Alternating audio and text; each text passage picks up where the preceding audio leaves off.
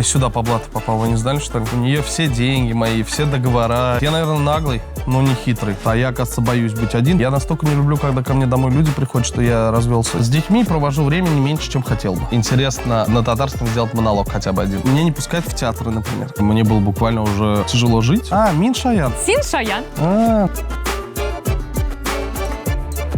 Всем привет, меня зовут Айгуль Бурганова, и вы смотрите телеканал Шаян ТВ.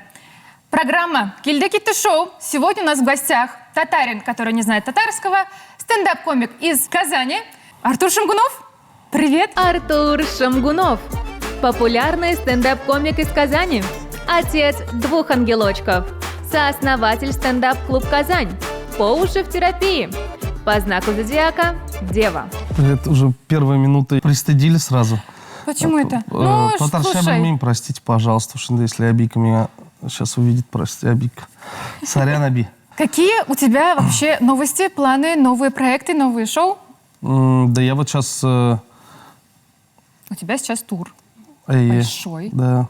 Это, я просто вспоминаю, что это детский канал. Если что, не ходите на мои концерты. Единственное, что можете себя очень хорошо вести, сказать: мам, папа, мы дома хорошо посидим, сходите на концерт к Артуру. Им будет интересно. Дедушек не будут. Да, бабушка. Вот, это вообще идеально. Мне надо, чтобы бабушки, дедушки не ходили, чтобы мое сквернословие мужа не резало. И надо, чтобы дети не ходили, чтобы, они как бы тоже, выросли нормальными детьми. Да, их не спасут этого, но просто я не хотел бы, чтобы это был я, человек, от которого они эти слова узнают. А вот родители, это вообще идеально, вот посередине, и как раз дети ликвидируют бабушек и освобождают аудиторию, поэтому вот родители, приходите, осенью будет большой концерт в Казани. Очень хочу к тебе прийти. Я хотела попасть в Казань, когда был концерт, но я не попала по каким-то причинам. И я сейчас каждый раз тебя ищу. Стендап-клуб «Казань» не выступает. Еще где-то не выступает. Говорю, когда ты в Казань? Расскажи. Мы сейчас с площадкой определимся. У меня вот из-за того, что я всякие гадости говорю со сцены, хотя на самом деле это не гадости, это... Правда жизни. Правда жизни. Иногда, поскольку жанр очень эмоциональный, и я сам по себе очень эмоциональный, вообще у меня весь концерт про эмоции, как бы это такой, скажем так, часть формата. И поскольку там и темы откровенные достаточно поднимаются, то есть меня не пускают в театры, например. Вот в театре не могу я выступить.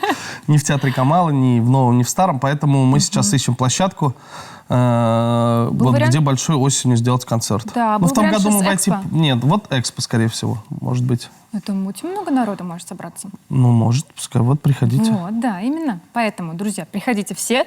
Я тоже обязательно приду. Не знаю, в первом ли буду ряду сидеть, но посмотрим. Я не знаю, какие у вас зарплаты. Может, и в первом. Классно, супер. Мы с тобой переходим к нашим правилам. Я тебе рассказываю правила. Вопросы, которые я тебе задам, про тебя. Про твое творчество, социальные сети и личную жизнь. Если ты отвечаешь на вопрос правильно, мы переходим к следующему вопросу. Если неверно, тебе придется выбрать правду или действие. У тебя есть 2 подсказки. Первая – звонок другу в течение 1 минуты. Вторая – подмигни мне, и я уберу 2 неправильных ответа. Все вопросы про тебя, думаю, будет несложно. Как будет правда по-татарски? Дырыс – это правильно, а правда? Дырыслик. Дырыслик. Действие – это? Гамель. Гамель. Дырыслик или гамель? Да, гамель. Такие примерно правила. Готов ли ты начать? Да, вообще мне нечего скрывать. Вы могли это по стендапам, по-моему, понять. Да, это точно. Поехали. Первый вопрос. Бірінші сұрау. Я буду вам переводить. Бірінші сұрау. Айда башлаймыз. Эферин. Знаешь, что такое эферин? Лекарство какое-то. Почти. Эферин? Молодец, значит. Молодец. Да, кстати. Как редко я вижу это слово в комментариях. Гораздо чаще манкурт.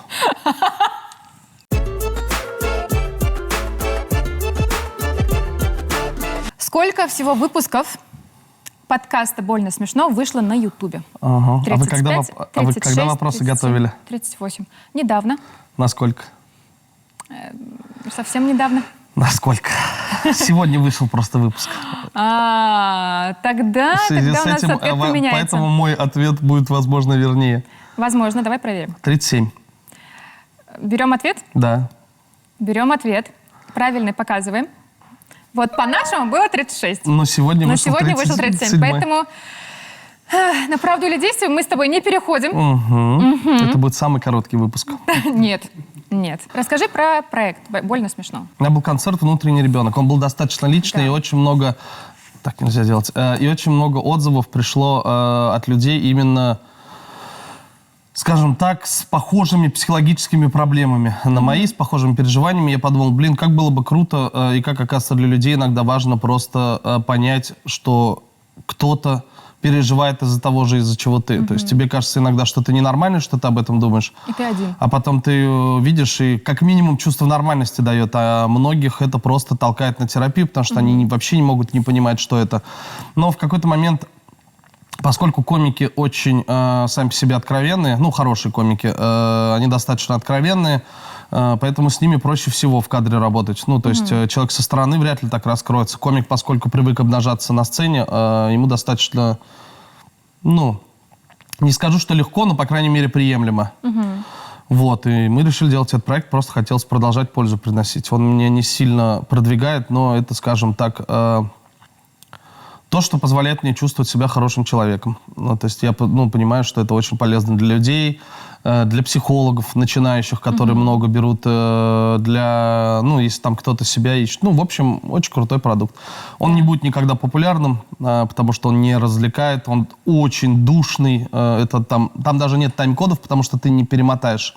Это не то, что можно там слушать на скорости 2, это надо прям прочувствовать. Да, поэтому если вам интересна психология, вообще как душа устроена человечески, то welcome, вот подкаст «Больно смешно». То есть там смешного мало, он так называется только потому, что там, как правило, комики в гостях. Но мы сейчас уже пошли дальше, там сейчас уже супервизии выходит. Вот. У меня еще будут вопросы про психологию и про тебя, поэтому мы двигаемся к следующему вопросу. Поехали. Какой знак зодиака не упоминается в первом выпуске шоу «Прямая линия»? Весы, Козерог, Водолей или Рыбы? Рыбы. Так быстро ты ответишь? Да. Окей. Мы берем этот ответ и показываем правильный. Весы? Весов не было. А, Не было весов и Да. не было рака. если вы сейчас смотрите, а не слушаете, видно, что весов не было. Если бы они были, я был бы в кадре меньше.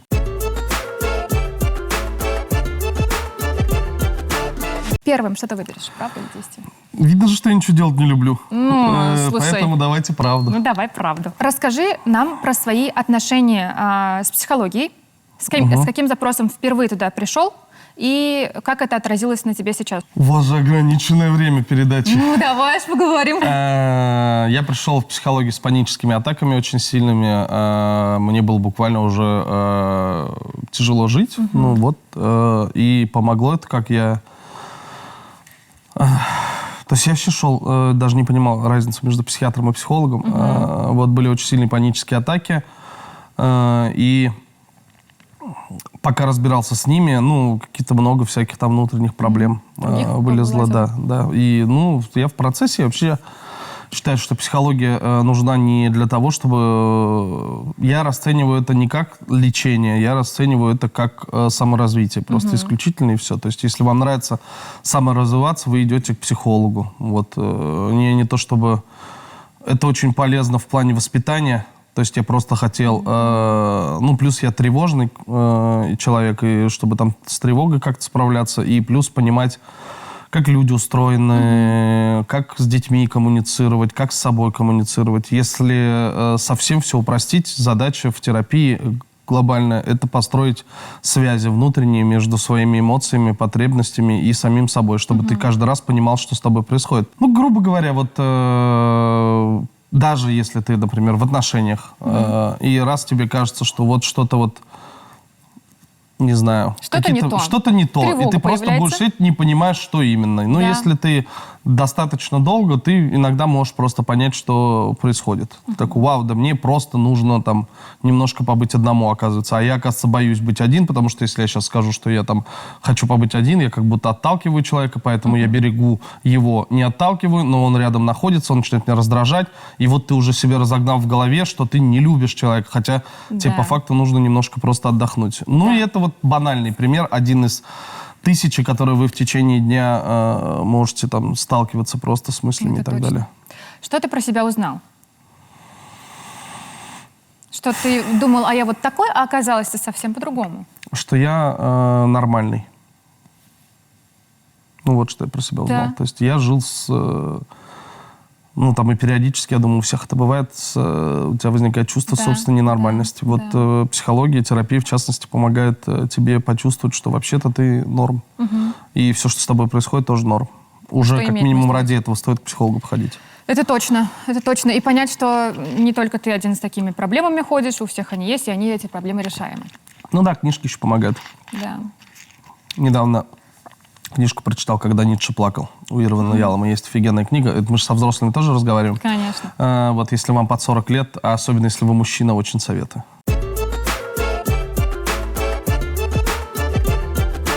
Сколько недель прошло с открытия стендап-клуба «Казань»? 300, 305, 310, 315. Так, 1 апреля он открылся в году. Сколько недель в году? Давай посчитаем. 365 давай. поделить Ну, на времени 7. много? Да, времени много. 6 на 7 это 42. Получается 35. Получается 51 неделя. Да, в году? Правильно? Не знаю. А кто знает? Ну, ты? Так, хорошо, давай. 57, да? Это получается 52 недели в году. Если нам 6 лет исполнилось, это 312. И плюс прошло еще на сегодня еще пару недель. Итого 315 недель. С математикой у тебя все хорошо. Не знаю. Вот сейчас узнаем, да, хорошо или нет? Ответим мне. Поехали. Показываем правильный ответ. 315 недель. Круто, да? Вообще нет, Артур, вообще нет. Я не думала, что ты вот так будешь считать. Вы думали, Это раз. что я не умею делить Считать? и умножать? С этим лицом надо что-то делать. Ну, слушай, ну молодец ты, что могу сказать тебе. Хорошо ты ответил на этот вопрос. Расскажи про стендап-клуб тогда. Если коротко. Мы проводили международный стендап-фестиваль в Казани несколько лет. Я переехал в Казань заниматься стендапом в том числе. Здесь был Феликс Никитин. Респект Феликсу. Я не знаю, вряд ли он смотрит. Он сейчас монах в Таиланде. Это даже не прикол. И, короче, я приехал, и никто не делал стендап. А я хотел заниматься стендапом. Ну, и пришлось самому организовывать все эти вечеринки, открытые микрофоны и так далее. В какой-то момент стало очевидно, что мне, чтобы заниматься этим серьезным, а не как хобби. Для этого, надо переезжать в Москву, потому что вся индустрия там. А я очень сильно люблю Казань и считаю, что это самый классный город в России, поэтому я подумал, зачем переезжать в Москву, если можно все это сделать, здесь. Да. То есть и мы такие, давай здесь создадим индустрию. Мы вот с Эльдаром психанули, мы год вынашивали эту идею, потом все-таки психанули и открыли клуб. Мы, конечно, не осознавали, во что мы вопремся по итогу, но если бы знали, возможно, 100 раз подумали, но поскольку мы уже начали, Да, а мы оба с пути. Нижнекамска, думали, сделать, не сделать, сделали. И сделали. Мужской подход. И вообще, на самом деле, классный клуб. Я туда ходила, я ходила на тебя и на кого-то еще, но ты был смешнее. Поехали, 4-й вопрос.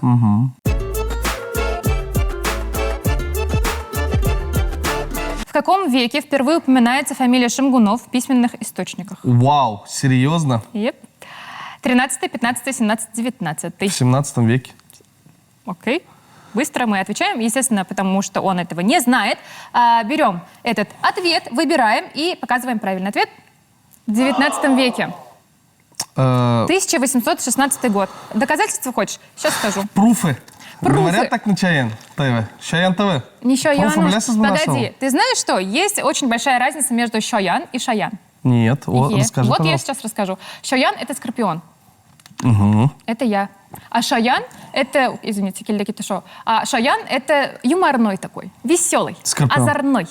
Шаян. Шаян. Мин Шаян. Син Шоян. Шамгун Шаян. Шамгун Шаян. Мальчишка симпатичный. Шамгун Шаян. С тобой хочу гулять. Синын Белян Ерий. Вот так все можно. Вот. Так. Эферин. Фамилия появляется в письменных источниках с 19 века. Так семьи Шамгуновых проживали в Уфимской, Сибирской, Казанской, Самарской губерниях, а также среднеазиатских владениях Российской империи. А вообще говорят про значение фамилии Шамгунов — это свеча, шем. Серьезно? Ладно, буду знать, отцу хоть расскажу. Он вряд ли в курсе. Ты неправильно ответил, поэтому мы с тобой переходим к правде или действию.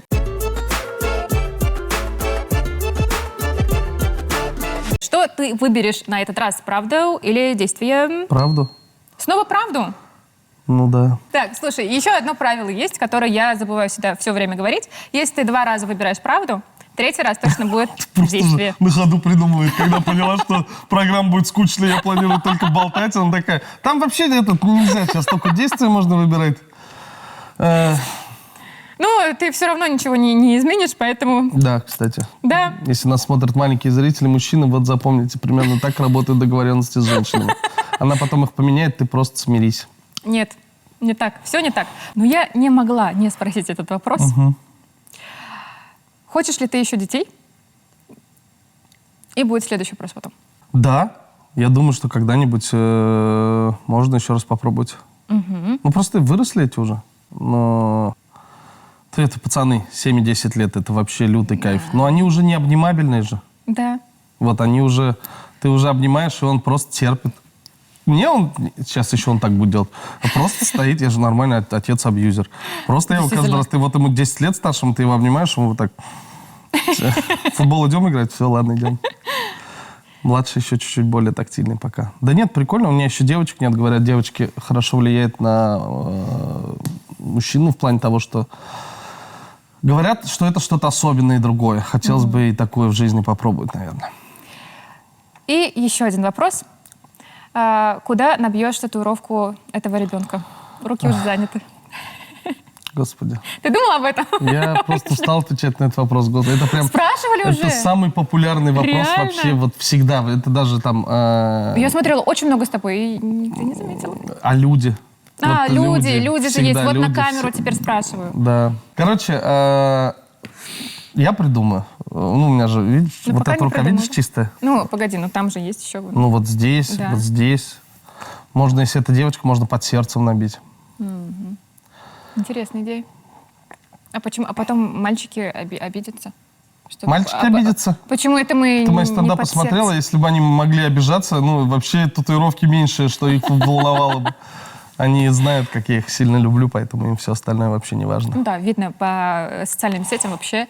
Очень ты с ними хорошо проводишь время. Да, это я для органов опеки веду, и все. На Да, самом деле, один раз в год что ж вижусь, такое? контента наснял просто сразу, и все. Слушай, а как часто видитесь? С детьми? Да. Ну вот сейчас хочу перед аэропортом заскочить. Но вот мне сейчас Айгулька написала, тезка твоя, мать их по совместительству, что младший что-то там где-то, старший, скорее всего, на велике гоняет, не получится. Когда в Казани стараюсь, вот если у меня есть там... Почему я еще живу в Казани? Потому что, ну, условно, у меня, например, есть 2 часа времени там перед выступлением, там после тренировки что-то раз заскочил, вы хотя бы час что-нибудь поделали и побежал там. А так... Да. Ну, бывает, когда уехал там на неделю. Вот они на каникулах уезжали отдыхать там неделю, там 10 дней они были, вот я их 10 дней не видел. Или я, бывает, уезжаю в отпуск, Да. без них тоже бывает пару недель не вижу. Ну, наверное, а так созваниваетесь. сколько, ну да, по видеосвязи. Ну, честно говоря, не то, чтобы они до этого меня много видели. По турам? По Ну, все съемкам? время, я всегда просто много работал. Ну да. Так бывает, когда ты мужчина. Да, приходится, да? Угу. Ну, короче, с детьми провожу времени меньше, чем хотел бы. Вот так могу ответить. Не, ну зато они всегда рады. Ну, конечно. Они тебя ждут. Ну да, что, для них же это развлекуха. Да, да. А нет у вас таких моментов, ну, уже с бывшей женой, что вот ты хороший полицейский, потому что ты их там развлекаешь, а вот я всегда там плохой полицейский? Не, во-первых, я с ними всегда на связи. Ну, то есть в день несколько раз мы созвонимся обязательно. То есть я там понимаю, когда у него там контроль, когда что. И ну, есть несколько правил воспитания, которые нельзя нарушать. Ну, типа в моем понимании. Вы никогда не противоречите друг другу. То есть если, например, она не разрешила, а я считаю, что можно, это мне надо ей позвонить и сказать, согласуем, давай ты разреши им этот, ну, чтобы не было такого, что мы противоречим друг другу. Вы никогда не говорите друг о друге плохо, даже если вы чем-то недовольны. Злитесь, вы можете всегда это лично сказать, потому что у них тоже бывает, у пацанов, там они могут позвонить и сказать, а мама вот так сделала. Я такой, ты что стучишь-то? Ну, это что такое-то вообще? Вы сами ну, то есть, да, ты ему говоришь, типа, что мама права, даже если ты считаешь, что она не права. Поэтому, ну, и у нее плюс-минус, наверное, такой же подход. Ну, то есть, есть там зоны ответственности какие-то, плюс-минус. Ну, там она, например, может сказать, вот здесь там надо, чтобы ты поговорил. Да. Ты разговариваешь, там у них какие-то могут быть... Ну, короче, тут очень важно, что вы в команде работаете. Да. В общем, у вас нет таких проблем, что... Нет, хороших, добрых нет. Ну, единственное, что там есть, наверное, если что-то надо купить, это вот... это дождитесь, там с папой будете? Да, Да, это все к папе. Что-то купить с папой. Вот только, наверное, в этом отношении. Ну ладно. Мне кажется, они действительно растут в большой, огромной любви и во внимании. Ну, надеюсь. Вот, пусть Но они еще все равно придут потом к психотерапевтам и пожалуются. Да, да. А вот там мне папа. Да, да. Какая общая продолжительность 5 стендап-концертов Артура Шамгунова? Хо-хо-хо. Опять 4 же часа. математика. Сейчас легко Да, посчитаем. давай посчитаем, конечно. Так, вот так прикол. Первый концерт существует в нескольких итерациях. То есть он На Ютубе. есть... А что на вот тоже на Ютубе. В какой версии он там? Он есть в версии Яндекса. Грубо говоря, потому что на тот момент этот продакшн снимал. Так, и скорее Такие всего они там тонкости, его да, есть? оставили... Там он поделен на 2 части. Типа концерт .2.0, хотя это по факту один концерт.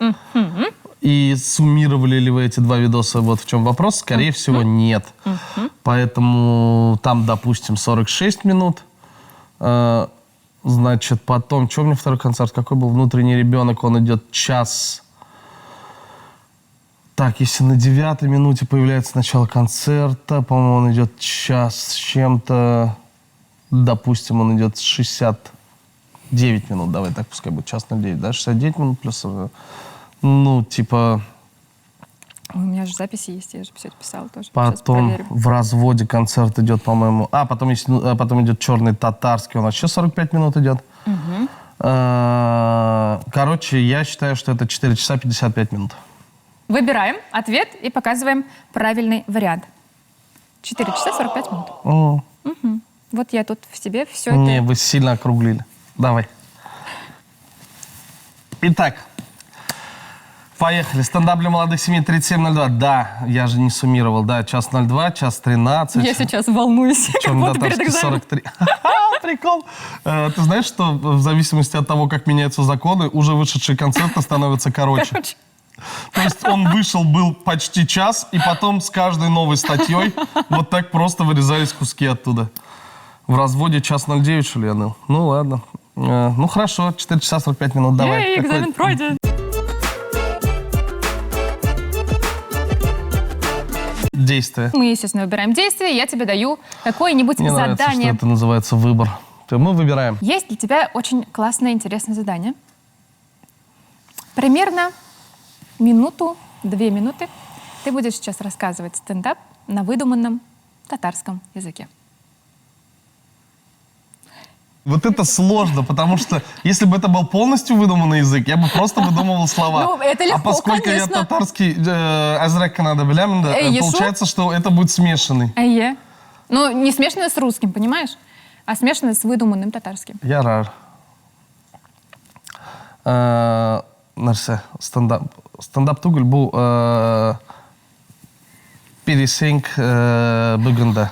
Күнді. Ты с английским решил это себе? Пересенк, это я так сказал, выдуманное. Окей. На выдуманном татарском пересенк это выдуманное. Сенк. Да. Пересенк. Thank. Я же английский тоже не знаю. Ты думаешь, если бы у меня была опция выучить язык, я бы в первую очередь английский взял, что ли? Югенды? Уял керек. Ярар, башлайбыз. Уақыт келді қазір? Бегебет. Ярар, мен бүгін барам әлі нинди шоу. Анда бір қыз бар. Ол матур күлмәк иңейт. Это одевает на выдуманном татарском. Анда бәліш яза. Яза түгіл енді, нәрсе ол татарша яза түгіл күрінкенг.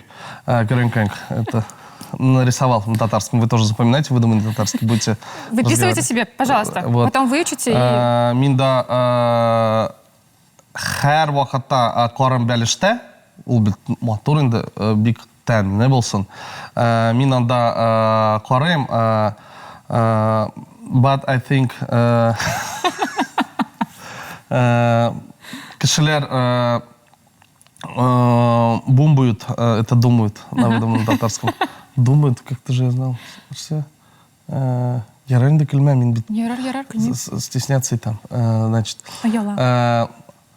Ойлау было. ойлау. Кешеләр ойлау, нинди малай бу, каян карыйсын ул, кая ул карый. Вот шундый стендап. 1 минутта бетте. Бетте китте. Келді, Спешл килде китте шоу. Ярар, Шәп рахмет. болды бұл, мұнда енді татаршада, русшада, инглишшада қушылды. Выдуманныйша. Выдуманныйша, А если я буду говорить на татарском, ты будешь понимать меня? Білмеймін. Тезірек кіні... Тез сөйлешсем? Тез сөйлешме, мен аңладым. Maybe. Окей. Бәлки біз инглишшада сөйлешіміз. Шәп болды, афәрин? Шәп? Аферин, рахмет бекзор. Әзірек кіні ойлап шығарылған. А что я на татарский-то перешла, боже мой? Очень были хорошие выдуманные слова. Вы, я надеюсь, записали, и мы в следующей программе их проверим. Да, если их в Естественно. правильном порядке произнести, будет богатство. Это заклинание на богатство. Ақша бола. Ақша була. Ақша деген сөзін білесің. Я ейді. Әлбәттә. Ақша, махаббат. Все самое главное знаю. Ақша һәм махаббат. Были ли у тебя какие-то казусные ситуации, проблемные ситуации, когда ты не знал татарского, хотя нужно было? Любая встреча объявлен. Просто она же вот... Все, объясняешь. Минуту. Ну, мне кажется, этот... еще к Решату. Решат Тухватулин. К нему в деревне ездили в гости на Сабантуй. Он у себя там делает в деревне.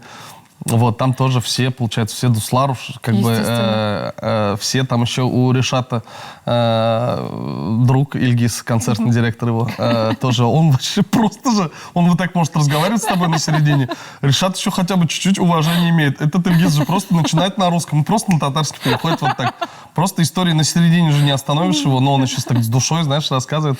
Ну вот в Кармала-Губеева я ходил, чисто придумал себе челлендж, типа я 3 дня буду на татарском разговаривать. Еще я в Октябрьском, в 7 классе я попал в интернат, и там он был татарский, по факту, до меня. Вот базу какую-то татарских слов я там получил, потому что я пришел, там очень много детей из деревень, там Буздякский район и так далее, и они вот only татарща. Вот. Они, соответственно, и там типа математика, русский. Там русский на татарском преподавался. Вот такая. Понимаю, о чем ты говоришь. Вот. И первое время было тяжело, потом просто все перешли на русский. Ну, хотелось бы знать, конечно. Ну, неловко вот бывает, когда после концертов подходят там. А что ты делаешь, чтобы выучить татарский? Какие-то шаги предпринимаешь? Сенин белән сөйләшәм хәзер. Шәп. Әйбәтме? Әйбәт, бик әйбәт. Ярар. Берничә сүз уже беләсең. Әйе. Ну, я уже и забыл. Ну и инде. Ауыр, потому что? Ауыр. Бик ауыр. Ауыр, because mean a very old man. Старый уже, тоже 35 лет, уже мозг Слушай, так не чтобы работает. выучить язык, нужно очень много времени этому уделить. Практиковаться надо И просто. практиковаться нужно. Вот я же говорю на следующую... Вот приходи, почаще можешь к нам приходить. Можем вообще какую-нибудь программу с тобой запустить и будем Артур татарский. Шамгунов учит татарский? Да? Да, вам много людей найдется, которые скажут, пускай с русским сначала разберется. Ну, в целом, да. Да нет, хотелось бы, потому что и дети с большим интересом вот именно к языку, и дома говорим на русском, и поэтому, ну, я прям понимаю, что это большое упущение. Но вот что интересно, у них, конечно, сразу какое-то вот это желание есть. Ну, например, они молитвы знают. Да. А вот мин бельмим, а балар бля, что приятно. Там бабушки все-таки свой вклад какой-то вносят. Ну, увы. Вот так вот. Когда-нибудь, я надеюсь, просто мне в качестве челленджа интересно на татарском сделать монолог хотя бы один. Вот. Перевести, прям подстроиться, сделать, отрепетировать. Думаю, что я это попробую, точно сделаю как-нибудь. Вот сегодня мы сделали к этому первый шаг. Видишь? В сторону, правда, но шаг. Да, шаг. Да.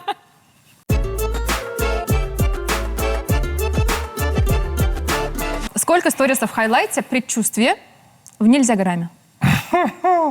55, 65, 75, 85. Вчера проверяла. Вчера проверяла. Так, а я сегодня летал? Нет еще. Так, ну 65, я думаю. Выбираем ответ? Да, 55. Мой ответ 55. Правильный ответ показываем. 55. 55, конечно. Артур, ну что это такое? Что, это правильный Хватит. ответ? А ты не знаешь, я же Хватит, вообще неправильно. обожаю выигрывать. Да, мне кажется, ты азартный человек. Я очень азартный человек, поэтому я, ну, типа... Иду к победе любыми. Да, мне вообще возможно, все равно. да, Любое способами. шоу, которое я прям в настолке, просто это вот надо поссориться со всеми вообще. Да я ты готов. не понимаешь, тут так написано. Да. Это ты, да, такой человек в Мы компании? только что минуты считали концертов в своих заметок. Это о Да. чем-то говорит, о степени душноты. Мы недели считали. Куда уж там, недели считали Да. с тобой. Поехали к следующему, последнему вопросу. Есть фотография. Какие это цветы? Как Дешевые. они называются? Да. Это Череда, мимоза. крокус, мимоза, пупавка. Это мимоза. Это мимоза, ты думаешь? Откуда ты это знаешь? Ну, короче, смотри. Они Череда — это не цветы, а событий. Про вариант 2 0 шуток будет у меня, даже с учетом того, что Да. это монтаж. Пупавка — это, как известно, женщина на польском. Окей. Новое польское слово узнали мы. Да, пупавка. А мимоза — это салат. Ну, нет, это цветы. Ну, это салат. Ну, хорошо, я же по татарской кухне больше двигаюсь, поэтому бельмеем не там. Ну, короче, это мимоза. Мимозу ты выбираешь, да? Ну, с другой стороны, ну, типа, вы просто так же пупавку не придумали. Пупавка — это же, типа, давай разнообразим, пускай будет пупавка. Ну, нет, конечно. Пускай пупавка. Мой вариант — пупавка. Татьяна Пупавка. Выбираем ответ и правильно показываем. Я же знал, зачем я вообще... Ну, допустим, ладно. Ну, вы зафиксировали, да, что я сначала сказал мимоза, Да. просто чтобы передача Но не это шла тебе 1,5 не минуты. поможет.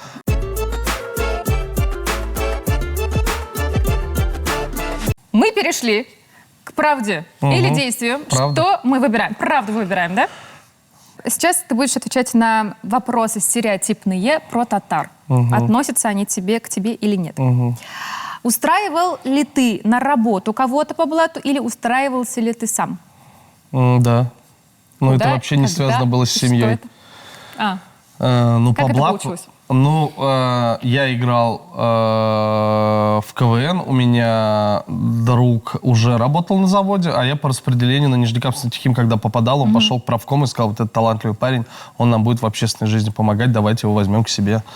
Вот так я попал на посоветовал и с собой? Нижнекамск-на-Тихим, да, он пожалел об этом через 3 месяца, когда я просто перестал туда ходить, даже трудовую не забирал. да. Потом что еще? Брал ли я на работу по блату?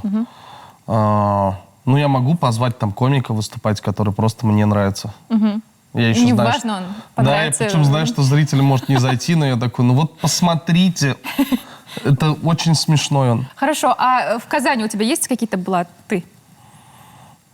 Ну да. Думаешь? А я сюда по блату попал, вы не знали, что ли? Сюда с улицы человека просто пустят, что ли, на русском языке разговаривать? Конечно, нет. У меня есть связи там.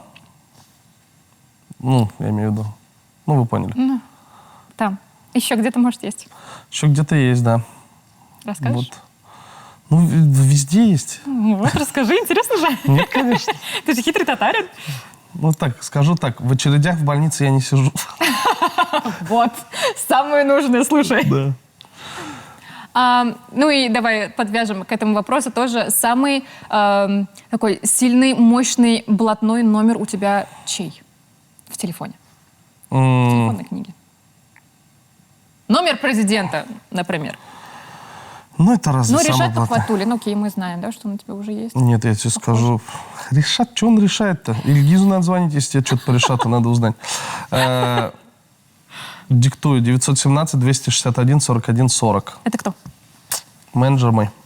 Отлично. Это самый влиятельный человек. У нее все деньги мои, все договора. Если она захочет, я просто вот меня не станет. Хорошо. Окей, поехали, двигаемся дальше. Второй вопрос. Ты гостеприимный? Любишь ли принимать гостей? Нет, вообще. Вообще нет. Этот стереотип точно не про тебя. Точно не про меня. Но я люблю ходить в гости. А сам это же надо, типа, что-то убраться же это дома надо, да? Конечно. Чтобы кого-нибудь позвать, надо убраться. Да, приготовить что-то. Ну, Не-не-не, я настолько не люблю, когда ко мне домой люди приходят, что я развелся и один живу теперь. Просто они же приходят каждый день, прикинь. Ну. Просто приходят, и все. И Даже сидят? с детьми, когда... Вот дети, когда у меня ночуют, мы 99% времени тусуемся где-нибудь, просто чтобы дома не сидеть. Считаешь ли ты себя хитрым? На самом деле нет. Я, наверное, наглый, но не хитрый. То есть я ничего не делаю, типа, а потом будет вот так. Ну, когда мне что-то надо, я, то есть, пойду, просто возьму. Ну, то есть некоторые воспринимают это как хитрость, я просто называю это, ну, типа, упорством. Короче, у меня нет коварных планов. То есть, чтобы быть хитрым, надо же где-то сюлить, обмануть. Но я вот Да. так, типа, не делаю. Но при этом, когда мне надо, я прям буду просто переть, и все. И некоторые такие, вот он хитрый. Ну, например, вот я тебе расскажу историю. Давай. Вот первый концерт, который называется «Концерт для молодых семей». Это вообще моя первая работа. Я вот сколько-то там 2 года занимался стендапом или 3 и решил снять концерт. Собрал все свои шутки, поехал в Нижнекамск и там снял его, этот концерт. Потом я продолжал работать, уже начинал новый материал писать, и так получалось, что как будто новый материал, он дополнял старый, и поскольку я учился, некоторые вещи можно было уже выбросить из того концерта. Но я уже залил его на YouTube, он там собрал там сколько-то там сотен тысяч просмотров. И потом звонит Яндекс и говорит: Артур, мы хотим купить у тебя концерт, чтобы мы тебе его сняли. Я говорю: да, давайте. Я закрываю тот концерт на Ютубе, типа его нет, и никогда не было. Еду в Питер, мне Яндекс платит деньги и сами мне снимают концерт. Я его снимаю, этот проект должен был выйти, но закрылся проект. Просто закрылся этот проект. Я говорю: дайте это смонтированное видео. Я забрал смонтированное видео и перезалил себе на YouTube. Естественно. Естественно. Потом Юмор ФМ говорит: Артур, а у тебя есть шутки? Я говорю: да, есть. Мы, говорит, хотим шутки твои по радио крутить. Я им просто эту запись отдал, они взяли оттуда аудиодорожку, я еще оттуда денег. То есть я уже 3-й раз, получается, его перепродал. За один концерт. А потом надо было в стендапе на ТНТ сниматься, я просто взял некоторые биты и еще в стендапе на ТНТ еще раз записалось. То, что уже было на Ютубе. Естественно, там тоже заплатили. Да. Конечно. Был ли у меня такой план заранее? Нет, не был. Но если вот так послушать, ну кто тебе не скажет, что я хитрый? А я просто, типа, если есть возможности, надо пользоваться ими. Я же никого не обманул, что важно. Да. Но получилось так, что несколько раз одно и то же. Несколько раз мне пришли деньги. Да, так совпало. Да, так совпало, так хорошо. Не могу без удовольствия об этом говорить. Естественно. Но там небольшие деньги, на самом деле. Ты уже такой знаменитый, популярный стендап-комик. Насколько, я тебя сейчас хочу спросить сумму, но ты, скорее всего, не скажешь мне, да? Поэтому во сколько раз выросла твоя цена? Давай так спросим. Я не знаю, ну что, мы начинали бесплатно, мы выступали. Да. А вот первый твой заработок какой был? С чего? Со стендапов. Вопрос неудобный, зато Байлиш очень красивый. Слушай, на самом деле не проблема мне ответить. Это же не сложно. Я думаю, ну, условно говоря, тем, кому действительно интересно. Я к тому, что это не такая закрытая информация. Всегда можно позвонить менеджеру и спросить. Сколько зарабатывает? Ну, либо ты Артур открываешь Шамгунов? вот так, заходишь на сайт shamgunov.ru, открываешь, видишь концерт, видишь цену, считаешь, потом заходишь. Ну, да, ты считать любишь, а я нет. Поэтому скажи цифру. Ну, это же не сложно ответить, это же не сложный вопрос. Вот это сложный вопрос. Вот ты мне говоришь, скажи мне цифру, сколько ты зарабатываешь, на чем? На Вот давай стендапе. так. Вот концерт у тебя, огромный концерт, пусть будет... Ну, Ну, там давай города так, смотри. тоже меняются. Да, вот смотри, Слушай, я тоже был в зависит. Липецке Да. на прошлой неделе. И там заработал, я не знаю, ну вообще сильно мало. Дай бог, мне кажется, меньше 100 тысяч. Ну вот прям, наверное, сильно меньше. Потому что я не знаю, это же деньги, они же вот так приходят. Все билеты продаются по всем городам. И потом суммой какой-то приходит. Потом оттуда зарплаты людям платятся, налоги и так далее. И ты фактически, я не могу сказать, типа, вот столько. И, например, в этом месяце у тебя может быть много больших концертов. Там, условно говоря, там Уфа, Дом актера. Там в Москве там человек 300 на концерт придет, 400. И там билеты дорогие в Москве, потому что это все в центре и так далее. А бывает концерт в Липецке, где там и продалось не круто. Ну, условно говоря, ты можешь себя почувствовать звездой, выступая там в IT-парке на 1500 человек. Вообще круто. 2 зала собралось. И ты такой: я звезда. Потом сел на поезд, приехал в Липецк, и там в зале сидит меньше 100 человек. И ты такой, Ну, почему мы, да, вот что, вот тебе и контраст. И еще и пустые места ты видишь в зале. И уже как бы там не прикольно. И у тебя бывает месяц, когда у тебя там 12 концертов, и из них 10 ДКшек. А бывает, что у тебя, я завтра вот, сегодня я улетаю в Ташкент, завтра у меня концерт в Ташкенте. В Ташкенте я уверен, что там зал не больше 150 человек. Но мне прикольно, что я вот в Ташкенте выступлю. Сколько я там заработаю, не знаю. Бывает месяц, когда ты такой, а я вообще, почему должен ходить еще по этой земле? Меня почему не вынесли с квартиры? не носит А бывает ты такой, типа, ну, наверное, сегодня, ну, не надо прям вот ультиму заказывать. Вот давай-ка мы на комфорте уже поездим на такси. Ну, то есть это понятно, что внутреннее. Поэтому я не могу тебе сказать. Могу сказать, что хорошо. Ну, типа, Аллаха шукр, Отлично. людям спасибо, приходят. Цифру вообще тебе не назову. А в декабре корпоративы, 0 концертов. А корпоративов может быть много, и корпоратив может тебе скажет, Лукойл, приезжай в Нарьян-Мар, вот тебе денег. Ты такой, нифига себе, круто. А бывает, что ты такой сидишь, я буду стоить вот столько. Тебе говорят, ты не нужен никому за такие деньги. Ты просто полдекабря там Просидишь. да, просидел и там. Короче, сколько ты зарабатываешь? Пусть будет у тебя много денег, много концертов, пусть люди приходят, приходите, пожалуйста, на концерты, пусть пустых мест не бывает. И Алла Берса, встретимся с Если тобой. есть пустое место, то оно на сцене. Приходите. Спасибо тебе большое за твои откровенные ответы и то, что вообще мы с тобой классно провели время. Что ты посоветуешь детям, которые хотят начать заниматься стендапом? Не начинайте. Вообще не стоит. Обращаюсь к родителям. Не делайте так, чтобы ваши дети хотели заниматься стендапом. У меня есть шутка в новом концерте. У меня старший сын говорит, я хочу заниматься стендапом. Я его спрашиваю, а как ты будешь заниматься стендапом, если я тебя люблю? Что должно в твоей жизни произойти, чтобы ты каждый день хотел выйти на сцену и искать одобрение незнакомых тебе людей? Если у тебя все полностью внутри ок, ты такой, да. На самом деле, если без шуток и без душнильства, то чем бы ребенок не хотел... Мне нет советов для детей, потому что бесполезно, мне кажется, советы давать детям. Надо все советы давать родителям. Взрослым. Да, поэтому если ваш ребенок хочет заниматься творчеством, просто поддержите его в этом, и все, и не критикуйте, потому что в их жизни достаточно будет людей, которые будут их критиковать. А все, что нужно от вас, это поддержка. Да, полностью с тобой согласна. Спасибо большое. К нам сегодня пришел Артур Шамгунов. И у меня для тебя есть небольшой подарочек. Мы с тобой сидели сегодня на этих прекрасных А, нет, это другое. Ага. креслах. Да, и супер классно провели время. Спасибо большое, что ты пришел. И вот мы тебе дарим такой сувенир, смотря на который ты будешь вспоминать нашу программу. Нет, не шумит. Не шумит? Да. Не шумит. Шумит. Все, бигзу рахмет сізге. Рахмет Айгуль, рахмет Шаян ТВ, рахмет келді кетті, рахмет балалар. Қарайсыздар, рахмет сізге. YouTube каналда подписаться итәлі. Итігіз, да, подписаться итігіз. YouTube'та, ВКонтакте-та. Әрбіріңізге рахмет. Да, и не забывайте писать комментарии и ставить лайки. Спасибо большое. С нами сегодня был Артур Шамгунов. Артур Шамгунов бізге келді, хам кетті. Пока-пока.